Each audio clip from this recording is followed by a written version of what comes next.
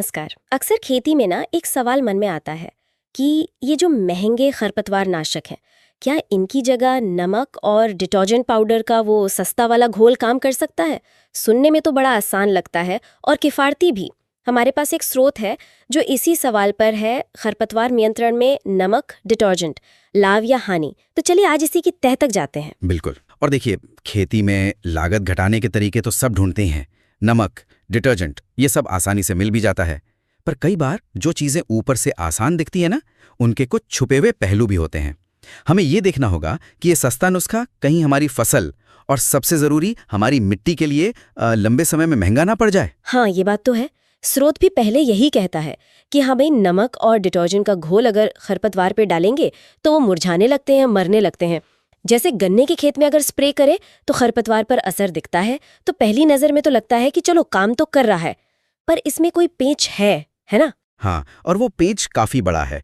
यहाँ बात आती है चयनात्मकता की, मतलब सिलेक्टिविटी। देखिए, बाजार में जो ज्यादातर अच्छे खरपतवार नाशक मिलते हैं वो चयनात्मक होते हैं। चयनात्मक। हाँ, मतलब वो या तो सिर्फ चौड़ी पत्ती वाले खरपतवार को मारेंगे या सिर्फ सकरी पत्ती वाले को। हमारी जो मुख्य फसल है, जैसे गन्ना है या धान है, उसको वो बचा लेते हैं। लेकिन नमक और डिटर्जेंट का घोल, ये है गैर चयनात्मक, नॉन सिलेक्टिव। ओ, गैर चयनात्मक मतलब ये कोई भेद नहीं करता, जिस भी पौधे पर पड़ेगा, चाहे खरपतवार हो या हमारी फसल। बिल्कुल, उसी को नुकसान पहुंचाएगा। अगर स्प्रे करते समय जरा सी चूक हुई और ये घोल हमारी फसल के पत्तों पर पड़ गया तो खरपतवार तो जाएगा ही, साथ में फसल भी जल सकती है, खराब हो सकती है। हाँ, स्रोत में भी वो पैराक्वाट का उदाहरण दिया है कि कैसे गलत तरीके से इस्तेमाल करने पर वो भी फसल जला देता है। तो ये घोल भी वैसा ही कुछ कर सकता है। बिल्कुल। और एक और बात है, कुछ लोग शायद सोचें कि ठीक है, पत्तों पर नहीं डालेंगे, सावधानी से सिर्फ नीचे नीचे खरपतवारों पर स्प्रे करेंगे। हाँ, ये सवाल आता है मन में कि अगर बहुत ध्यान से सिर्फ खरपतवार के पास डाला जाए तब? स्रोत कहता है कि इसमें भी समस्या है। पहली बात तो सही मात्रा क्या हो ये तय करना बड़ा मुश्किल है। कितना नमक डालें, कितना डिटर्जेंट।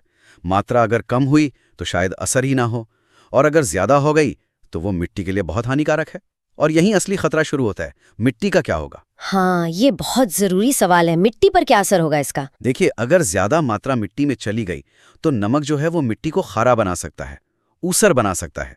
ये मिट्टी की जो अपनी बनावट होती है ना, उसको बिगाड़ देता है। ओ, ऊसर मतलब जमीन खराब हो सकती है। हाँ, और डिटर्जेंट में जो केमिकल्स होते हैं वो भी मिट्टी के लिए अच्छे नहीं हैं। वो मिट्टी में जो फायदेमंद कीटाणु होते हैं, सूक्ष्म जीव, उनको मार सकते हैं।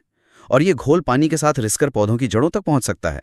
फिर ये जड़ों को भी नुकसान पहुंचाता है, उन्हें गला सकता है। बाप रे, मतलब ऊपर से खरपतवार मरा दिखेगा पर नीचे मिट्टी और फसल की जड़ें भी खराब हो रही होंगी। तो लंबे समय में मिट्टी की उर्वरता घटेगी, पैदावार कम होगी या शायद खत्म ही हो जाए। तो जो तरीका इतना सस्ता लग रहा था वो असल में हमारी खेती की नींव को ही कमजोर कर रहा है। लागत की अगर बात करें तो क्या ये वाकई में सस्ता पड़ता है सब कुछ मिलाकर? स्रोत यही इशारा करता है कि शायद उतना सस्ता भी नहीं। जब हम मिट्टी को हुए नुकसान का हिसाब लगाएंगे, भविष्य में जो पैदावार कम होगी उसे देखेंगे, तो ये सौदा बहुत महंगा साबित हो सकता है।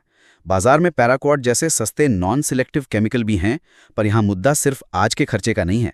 ये नमक डिटर्जेंट वाला तरीका मिट्टी और पर्यावरण को शायद उनसे भी ज्यादा स्थायी नुकसान पहुंचा सकता है। तो ये टिकाऊ खेती, सस्टेनेबल फार्मिंग जिसे कहते हैं, उसके तो बिल्कुल खिलाफ जाता है ये। बिल्कुल। तो फिर कुल मिला के बात क्या निकलती है? स्रोत का निष्कर्ष तो एकदम साफ लगता है कि फसल के बीच में खरपतवार हटाने के लिए नमक और डिटर्जेंट के घोल का इस्तेमाल नहीं करना चाहिए। भले ही वो खरपतवार मार दे, लेकिन फसल को, मिट्टी को और भविष्य की पैदावार को जो खतरा है वो इसके कथित फायदे से कहीं ज्यादा बड़ा है। हाँ बिल्कुल। स्रोत की सलाह यही है कि किसान अपनी फसल और खरपतवार का प्रकार देखें और इसके हिसाब से सही, सुरक्षित और जहां तक हो सके चयनात्मक खरपतवार नाशक का ही प्रयोग करें, भले ही उसमें थोड़ा खर्चा ज्यादा लगे। सही बात है। और आखिर में एक बात सोचने लायक है। देखिए, असरदार खेती का मतलब सिर्फ ये नहीं होता कि खरपतवार मार दिए। इसका मतलब है कि हम पूरे कृषि पारिस्थितिकी तंत्र का ध्यान रखें, हमारी फसल, हमारी मिट्टी का स्वास्थ्य, पानी और लंबे समय तक अच्छी पैदावार।